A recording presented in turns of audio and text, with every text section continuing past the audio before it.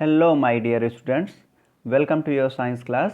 This is part 4, and in this part, we are going to see what are the method of waste disposal. In that, we will see what is landfill, composting, vermicomposting, then incineration, waste compaction, biogas generation. Few methods you have seen in previous videos. We will discuss about them in a short while.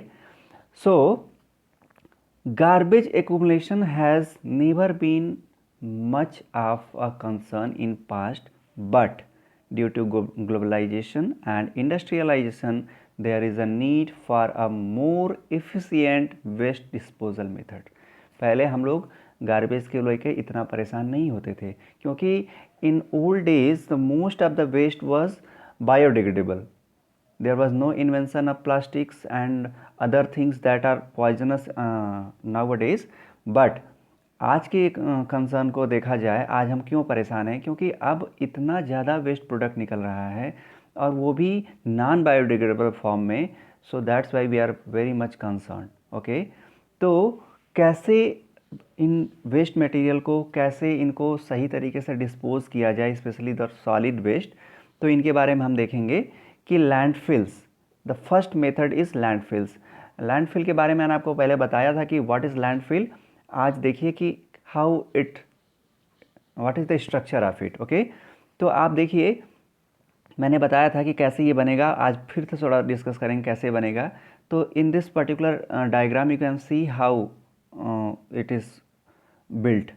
तो low lying area होती है जहाँ पे हम waste को accumulate करते हैं. कौन से वेस्ट को एकुमुलेट करते हैं? जो कि बायोडिग्रेडेबल नहीं होते हैं. सॉर्टनिंग के बाद जो बचते हैं नॉन बायोडिग्रेडेबल थिंग्स, उनको लो लाइंग एरिया में स्प्रेड करते हैं, लेयरिंग करते हैं. आइए स्टेप बाय स्टेप एक बार फिर से देखते हैं इसको. So in this process what we does, the waste that can not be reused or recycled or separated out and spread as a thin layer in low-lying areas across a city. Okay, a layer of soil is added after each layer of garbage. However, once this process is complete, the area is declared unfit for construction of buildings for the next 20 years. तो ये layering के बाद उस area को unfit कर दिया. Construction का मतलब कोई भी भारी काम वहाँ पे नहीं कर सकते, कोई परमानेंट स्ट्रक्चर हम वहाँ बिल्ड नहीं कर सकते, बट हम लोग वहाँ पे पार्क बिल्ड कर सकते हैं, प्लांटेशन कर सकते हैं. जैसे कि आपको यहाँ दिखाया गया कि यहाँ पे पीछे यहाँ आपको पौधे लगे हुए दिखाई दे रहे हैं. तो ये सब चीज़ें हम डेवलप कर सकते हैं. ओके, लैंडफिल के ऊपर. So next process is composting. So all organic materials decomposes with time. आपको पता है जितने भी ऑर्गेनिक मटेरियल है वो डिकम्पोज हो जाते हैं, वो डिग्रेडेबल होते हैं. ओके, सो क्या क्या है ये materials? Food scraps, yard waste etcetera makeup for one of the major organic waste we throw every day. जब भी हम साफ सफाई करते हैं अपने यार्ड की या अपने घर की, तो ये सारी चीज़ें बनती हैं. Okay, so this process of composting start with these organic waste being buried under the layers of soil and then are left to decay under the action of microorganisms such as bacteria and fungi. तो composting में क्या है कि जो micro organisms हैं वो work करते हैं, जैसे bacteria, fungi. So these are the micro organisms which works for composting. तो जो भी ऑर्गेनिक मटेरियल हैं इनको ये डिकम्पोज कर देते हैं and finally we gets manures. Okay, so this result in formation of nutrient rich manure. Okay, so also this process ensure the nutrients are replenished in the soil. तो जो composting का process है वो इस बात की गारंटी देता है कि जो न्यूट्रिएंट्स पौधे ने ली हुए हैं या जो भी न्यूट्रिएंट्स फ्रूट्स में या वेजिटेबल्स में गए हुए हैं, अगर वो डिकम्पोज होते हैं तो वो फिर से मिट्टी में जाएंगे. मतलब वो साइकिल, न्यूट्रिएंट साइकिल को कंप्लीट करेंगे, जो कि फिर से रिप्लेनिशमेंट को मतलब जैसे जहाँ से सॉइल से न्यूट्रिएंट्स गए थे पौधे में, वो फिर से सॉइल में वापस आ गए. So beside enriching the soil, composting also increases the water retention capacity. तो जिस सॉइल में मैन्योर्स का अमाउंट ज़्यादा होगा, उस सॉइल की water retention capacity, water holding capacity भी ज़्यादा होगी. So in agriculture it is the best alternative to the chemical fertilizers. So manures are always best compared to the chemical fertilizers. Okay, so and the third process is vermicomposting. In previous videos already we have discussed about vermicomposting. In this we used red worms for making compost. So I will give you assignment that how you can say that vermicomposting is different and composting is different. The fourth and very important thing is incineration. This is comparatively new method.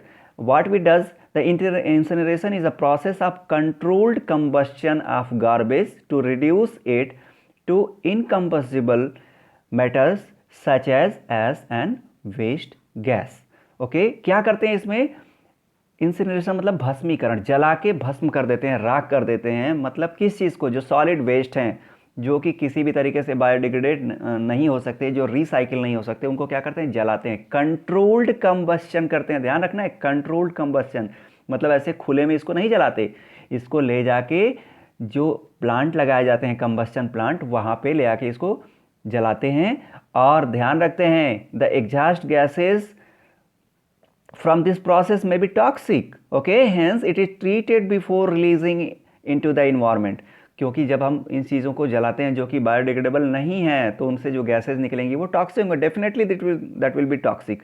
तो उनको treat करते हैं, उनकी toxicity को reduce करते हैं और फिर इन्वायरमेंट रिलीज करते हैं. So this process reduces the volume of waste by 90%. Okay, here we need to know that 90%. देखिए, केवल 10% वेस्ट बचता है. Okay, and is considered as one of the most hygienic method of waste disposal. जब हम उस चीज़ से एकदम परेशान हो जाते हैं जो कि किसी भी तरीके से हम उसको डिग्रेड नहीं कर सकते, तो हम उसको जलाते हैं.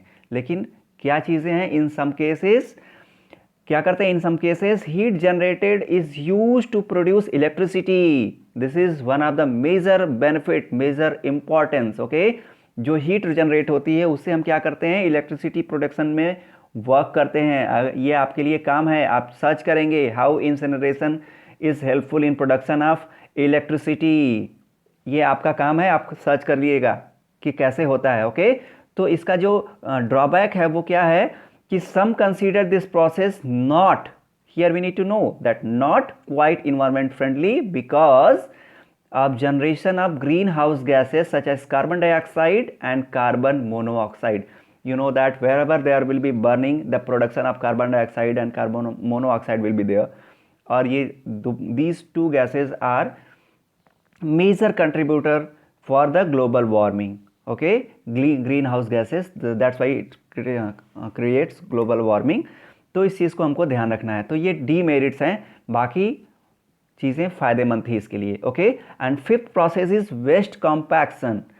Waste material such as cans and plastics bottles are compacted into blocks and sent for recycling. आपको पता है, जब प्लास्टिक बॉटल, जो पीने वाला पानी जिसमें हम भर के लेके आते हैं, उसके बाद और सारी चीज़ें, जैसे आप कोई भी सॉफ्ट ड्रिंक पीते हैं, तो वो सब बॉटल्स क्या होती हैं? रिसाइकलिंग के लिए भेजे जाते हैं. लेकिन ऐसे जैसे एज इट इज़ अगर आप उन्हें कहीं रखेंगे, ट्रांसपोर्ट करने के लिए लेके जाएंगे, तो it will consume lot of space. Okay, जब इनको हम कॉम्पैक्ट करते हैं, बड़े बड़े क्रशर्स होते हैं जिसे दबाते हैं, कॉम्पैक्शन दबा के छोटे छोटे ब्लॉक्स में कन्वर्ट कर देते हैं, जिससे कि इनका क्या फ़ायदा होता है?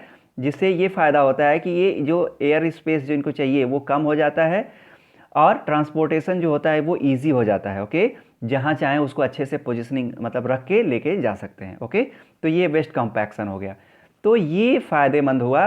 And the last thing is what? Generation of biogas. क्या होता है? जैसे आपके घर पे आपने सुना होगा, गोबर गैस जो प्लांट होता है उससे हम बायोगैस जनरेट करते हैं, गोबर गैस जनरेट करते हैं. ओके, सो इस तरीके से अगर देखा जाए कि biodegradable waste such as food items, animal waste और organic industrial waste from food packaging industries are sent to biodegradation plants. In biodegradation plants, they are converted to biogas by degradation with the help of bacteria, fungi and other microbes. Okay, तो ये जो degradation होता है इसमें क्या होता है, biogas produce होती है, और जब बायोगैस प्रोड्यूस होती है तो उसको कलेक्ट किया जाता है और उसका यूज़ किया जाता है किस तरीके से, भोजन बनाने के लिए, किस तरीके से लाइटनिंग के लिए, किस तरीके से इलेक्ट्रिसिटी प्रोड्यूस करने के लिए भी हम उसको यूज़ कर सकते हैं। So here organic matter serves as the food for micro organisms. जो माइक्रो ऑर्गेनिजम्स इसको डिग्रेड करते हैं उनके लिए ऑर्गेनिक मैटर जो होते हैं फूड हो जाते हैं। तो ये एयर के प्रेजेंस में भी हो सकता है और एयर के एब्सेंस में भी हो सकता है, aerobically with oxygen and anaerobically without oxygen. Okay, so biogas is generated as a result of this process which is used as fuel and residue is used as manure. तो दो फायदा है कि गैस भी हमें मिल गई और मैन्योर्स भी मिल गए, जिससे कि हम आराम से अच्छे तरीके से सॉइल में मिक्स करके और अच्छा प्रोडक्शन ले सकते हैं। ओके, सो एक बार फिर से रिपीट कर लेते हैं कि क्या क्या मेथड हैं। लैंडफिल है, incineration, waste compaction, biogas generation, composting and vermicomposting. So these are the major ways that we can use manage the solid waste. Okay, so that's all.